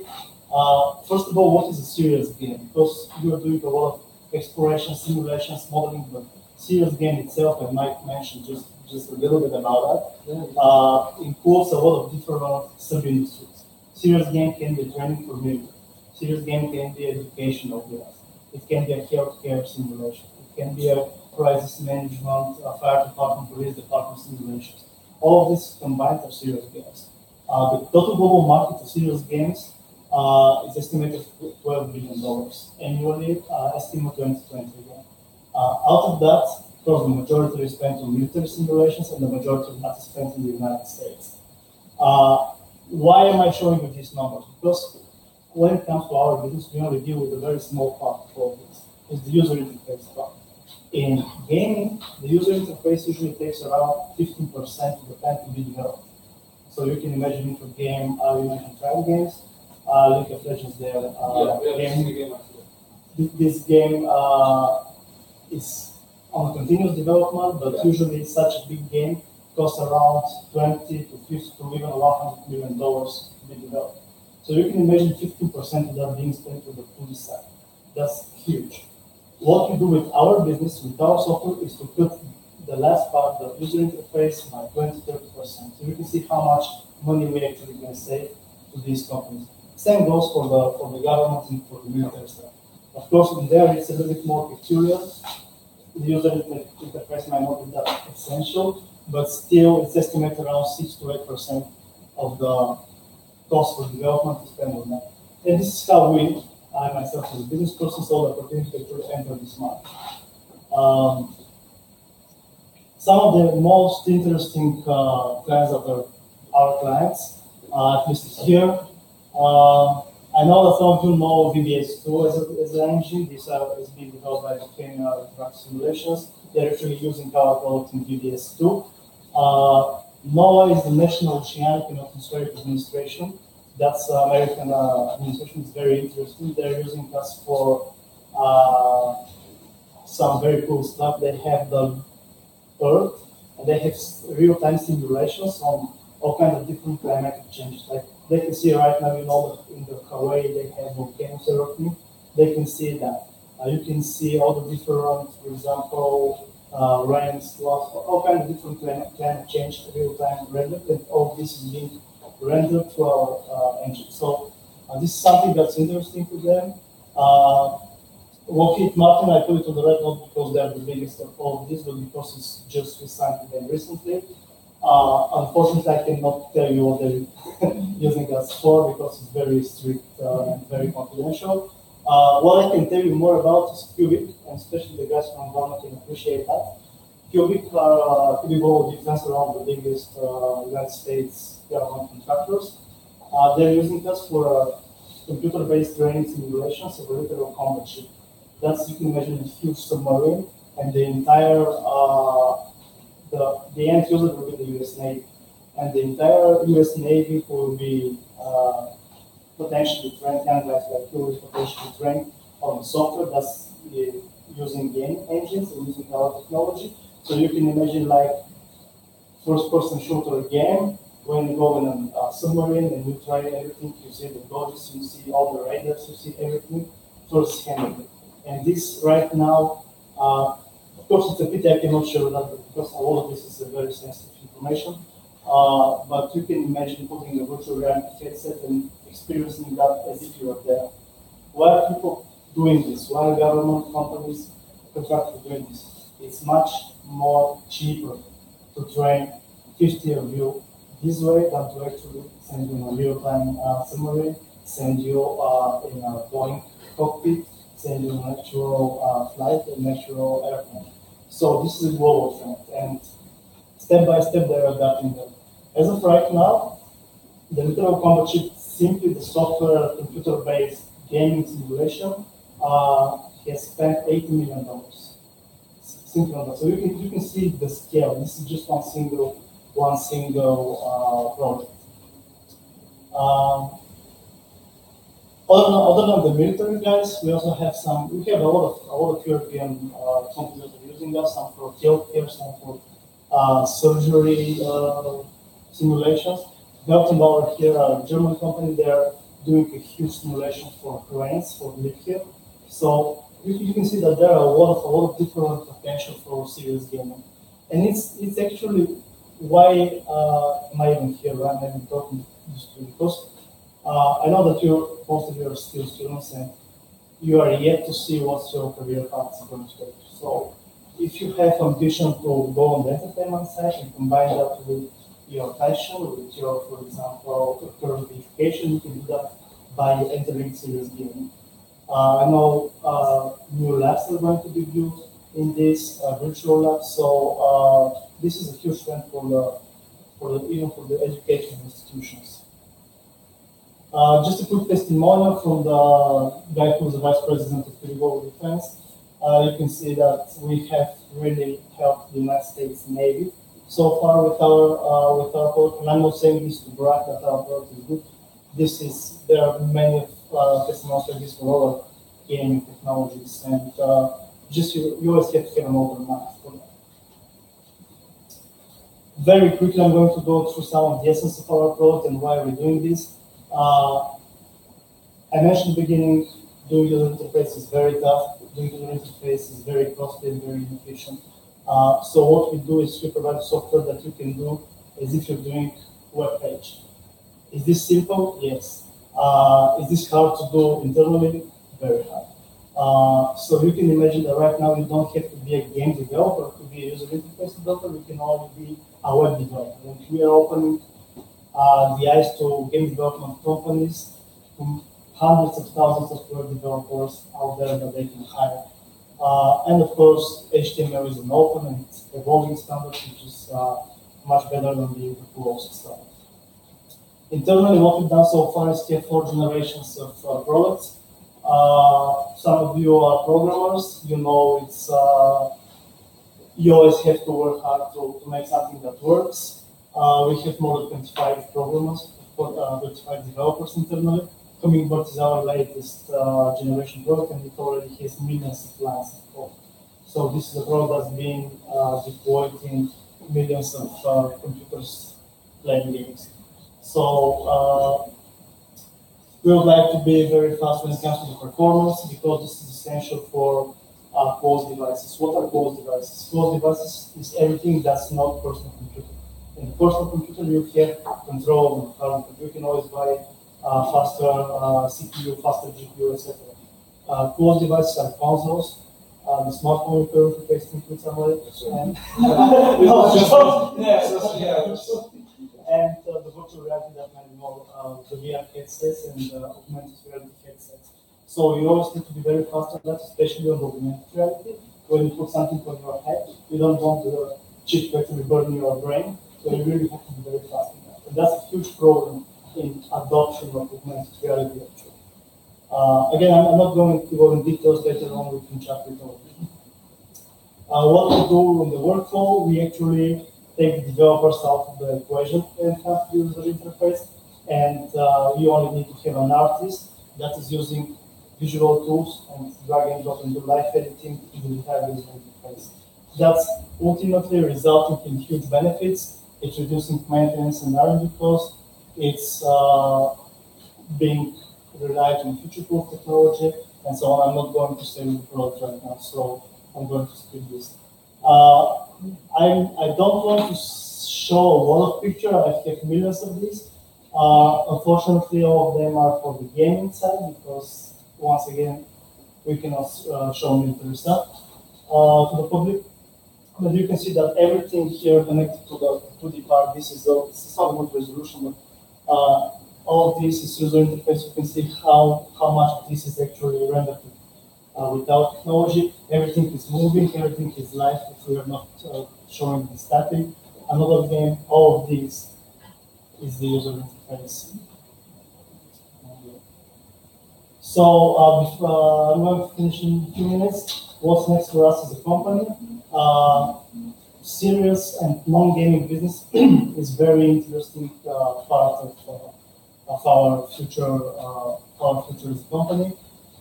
We always would like to innovate. So one of the things that we're currently researching is to put our technology as a user interface concept in embedded devices. What is an embedded device? I'm not only going to talk about VR and AR, but also you can imagine new modern cars. Everybody has navigation, everybody has a computer. Everything you're seeing there is user interface. Probably all of you have smart TVs at home, or you know what smart TVs, all of the menus is there. They're even smart refrigerators right now. So embedding devices, these are using popular operating systems like Android, iOS, and Windows, most of them. So we would like to explore how can we also help these guys make a more prolific user interface for that. And before I end, I just want to show you some concept that we made. This is, there are 5 slides. This is done as a concept of our product being used in augmented reality. You can imagine HoloLens. And it's, for example, how we imagine in the future to have the HR process, the hiring in a company. So you can see this is actually in our, the photo is taken in our office, and the concept is with our product. you can see the HR manager actually opening. This is how engaging to be in the future, opening the Skype with her holiness, for example. She's chatting with, for example, our CEO. He's saying, "Hey, we need to hire a new programmer," and she's doing live talking, chatting, and then opening the web browser. This is how web browsers will look in the future. Actually, we're working on that right now. So we already have a live demonstration of this. So you're opening the browser, you can have all the different tabs, not static, but you can move them everywhere, you can bend them, you can do anything you like, you can scroll internally, and you can see, for example, the different CVs in here. Then you can rank everybody on the different skills. If Camille is good in algorithms, yes, multi-threading, not so much, JavaScript now, and you can put notes everywhere. You can imagine that the entire desktop, the entire computer is everything to see in front of you. So you can put pins everywhere. You can pin them on the door. You can see the different CVs and their ratings. And this is later on for the CEO to come and takes a look at that. The CEO comes. He has his own board. He has investor meeting. This is his calendar, and there is a CEO plus developer as a task. So what he does is he clicks and opens the tasks, and he sees everybody in there. There are people who are being rejected. Yeah, you can see the motion move. Bad luck. They're being rejected. They're going to the natural selection, to the trash. And for example, you can see one of the candidates stood up. So this is how it can be visualized. She's the best candidate. She will come to the interview. So it's on a concept phase, but this is something that we believe technology will go in this direction. We want to be part of it. We're already part of it. So, yeah. Thank you.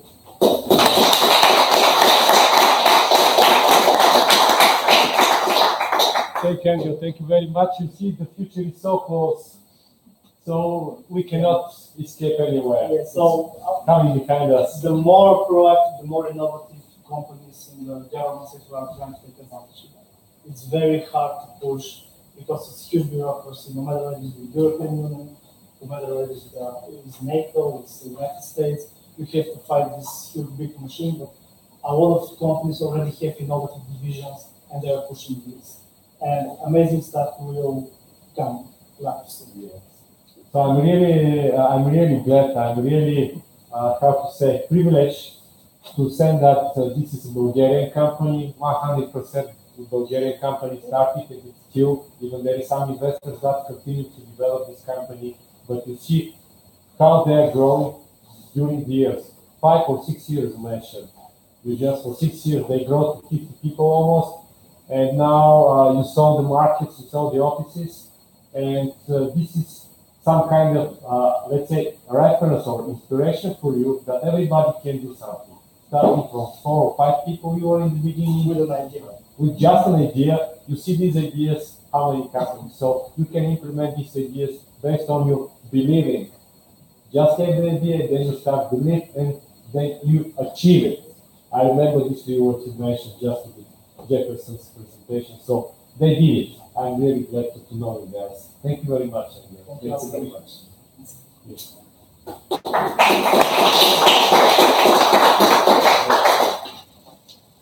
So we'll have a break now and lunch break. So I'll wait you at 2 o'clock to be here again. Thank you.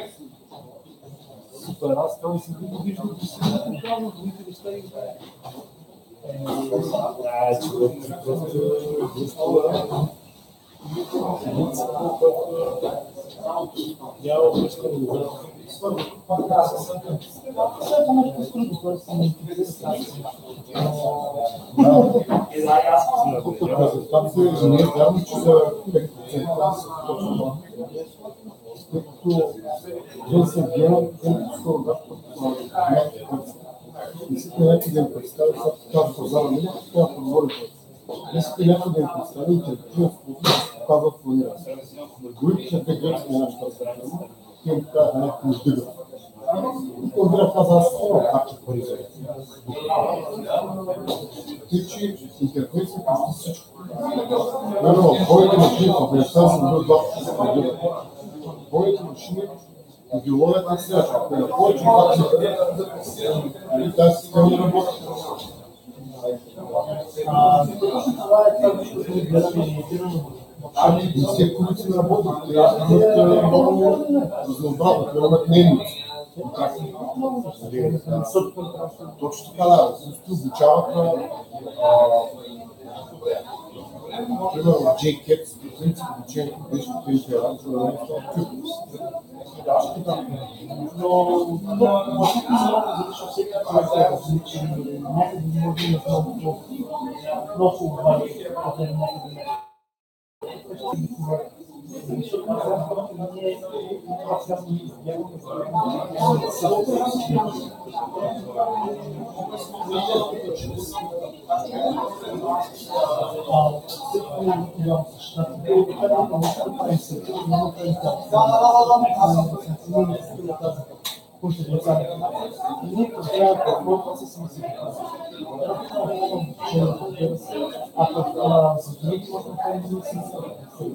Има време.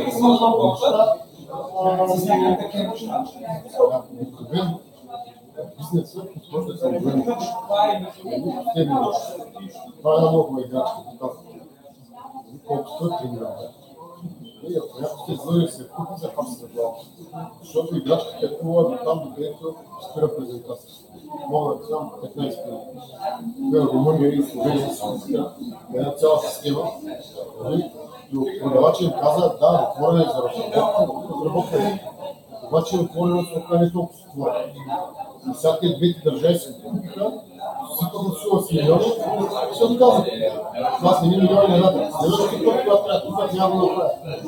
Той казва, аз за 10 милиони може да си купят 5 танка. Точно това е, че не само наша, това казвам цялата гейминг индустрия, това е успешно на езиките. Работите с комерциални фирми, някой, който бизнеса не са държавни пари, няма ще го на една презентация.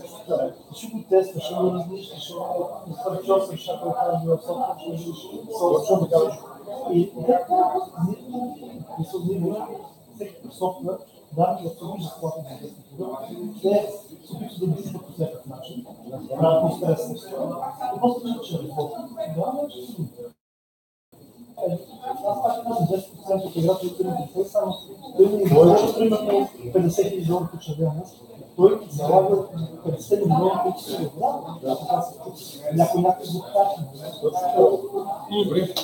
Виж, тръгвате като сигурно ще имаш изключителна презентация, много благодаря. Има няколко въпроси. Значи, във вашата компания аз разбрах като елемент, всъщност от геймдизайн, един съм малък.